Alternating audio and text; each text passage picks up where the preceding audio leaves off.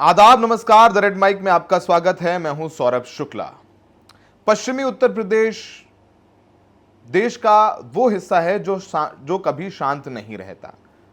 कुछ महीनों बाद कुछ ना कुछ ऐसा हो जाता है जो पश्चिमी उत्तर प्रदेश सुर्खियों में आ जाता है, और वापस से सुर्खियों में है पश्चिमी उत्तर प्रदेश किसानों के अपमान को लेकर के। एक ऐसा वाकया हुआ है जिसके बाद वापस से ठंडे पड़े किसान सड़कों पर आ गए हैं। लड़ाई मान सम्मान की कही जा रही। आपको बताएं तो शुक्रवार को मुजफ्फरनगर में आक्रोश रैली निकाली जा रही थी और कुछ हिंदुत्ववादी संगठन थे जो इस आक्रोश रैली को निकाल रहे थे। अब उस आक्रोश रैली में पहुंच गए किसान नेता राकेश टिकैत। अब जब राकेश टिकैत उस आक्रोश रैली में पहुंचे तो उनको देख करके वहां पर मौजूद हिंदुत्ववादी संगठन के नेताओं ने हूटिंग शुरू कर दी।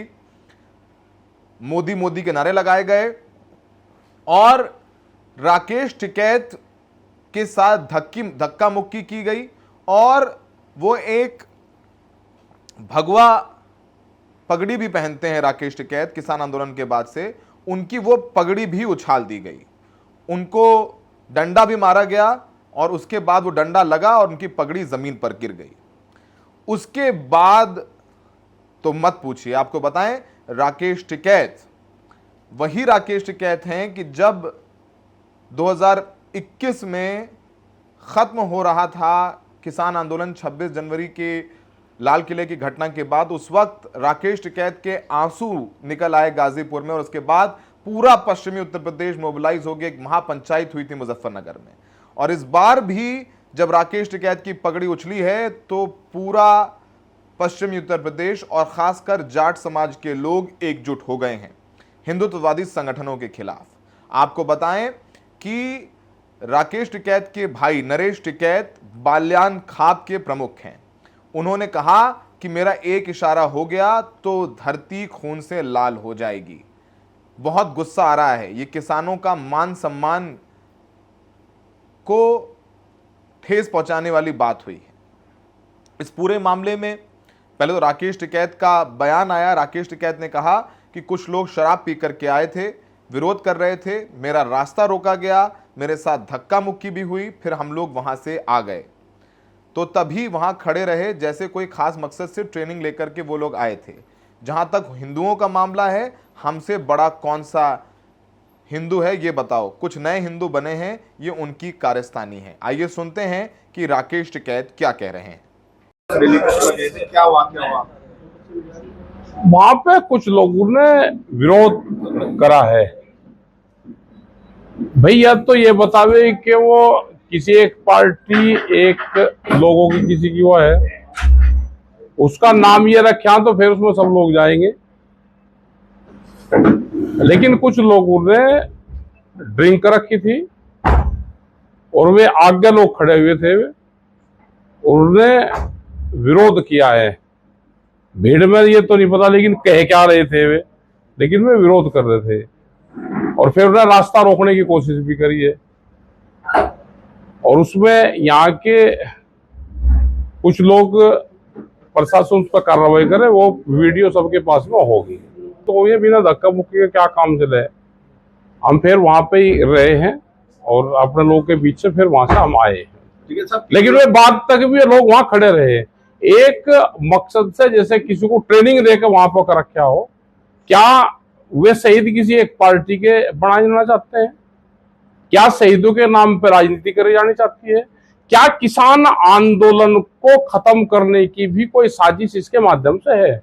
आपने राकेश टिकैत को सुना और उसके बाद तो हर जगह से प्रतिक्रिया आने लग गई और एक बड़ी महापंचायत का आयोजन कर दिया गया। यह महापंचायत मुजफ्फरनगर के जीआईसी मैदान में की जा रही है। और आपको बताएं, जब 26 जनवरी का लाल किला का वो मामला हुआ था किसान आंदोलन के दौरान, और जब राकेश टिकैत रोए थे, तो इसी जीआईसी मैदान में महापंचायत हुई थी, जिसके बाद किसान आंदोलन वापस से उठ खड़ा हुआ और तीनों कृषि कानून रद्द करने पड़े। प्रधानमंत्री मोदी को माफी मांगनी पड़ी।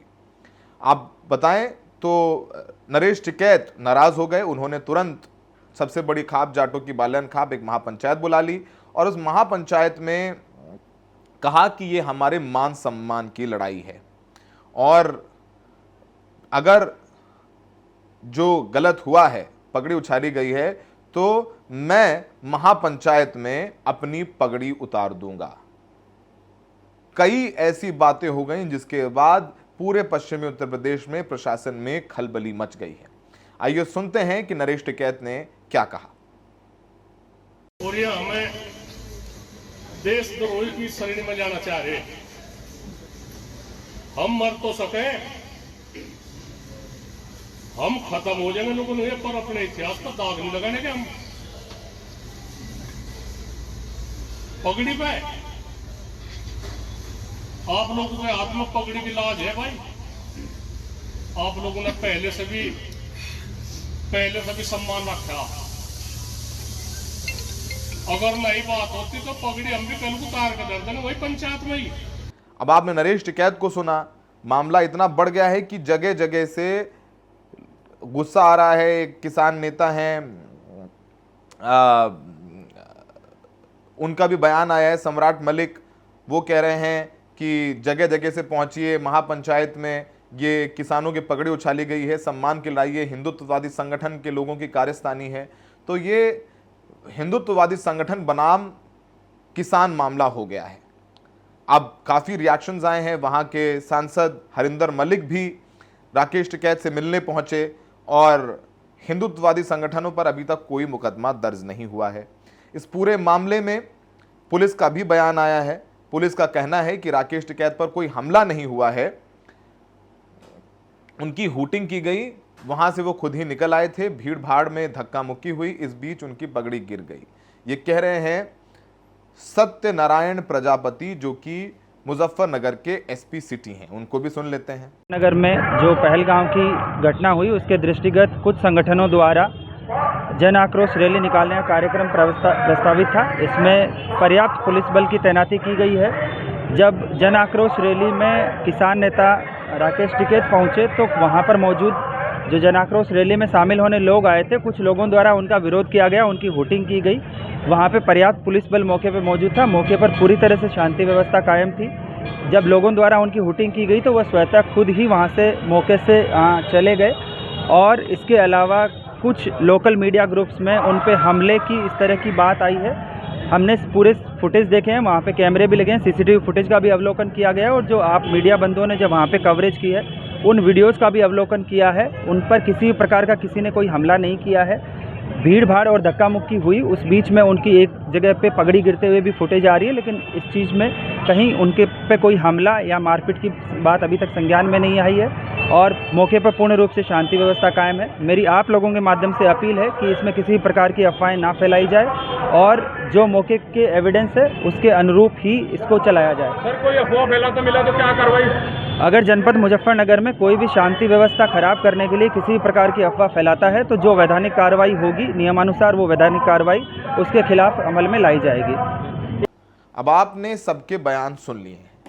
हम आपको बताते हैं कि अभी जो महापंचायत हो रही है इसमें तमाम तरीके की बातें हो रही हैं और एक बड़ा फैसला लेने की भी बात हो रही है, जिसकी तस्वीरें हम लगातार आपको दिखा रहे हैं।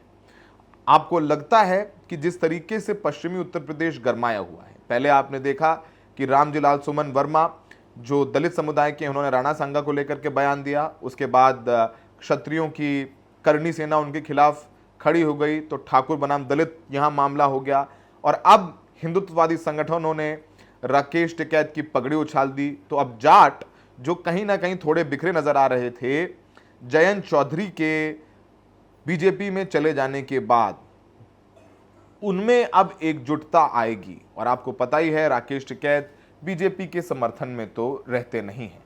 अब ये बड़ी महापंचायत बुलाई जा रही है, मान सम्मान की लड़ाई की बात की जा रही है। क्या हिंदुत्ववादी संगठनों के बायकॉट के साथ साथ बीजेपी के भी बायकॉट की बात होगी?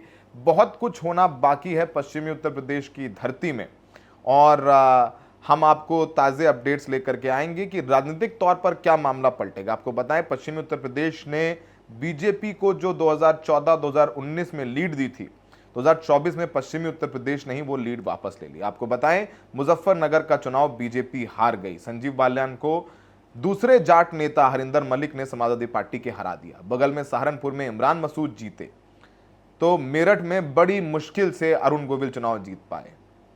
बिजनौर में तो जयंत चौधरी जीते, लेकिन नगीना में चंद्रशेखर आजाद विजयी हुए। कैराना में इकरा हसन जीती, उन्होंने बीजेपी को हरा दिया। तो वो सीटें जो बीजेपी लगातार जीतती आ रही थी, किसान बहुल, वहां पर बीजेपी को हार का सामना करना पड़ा है।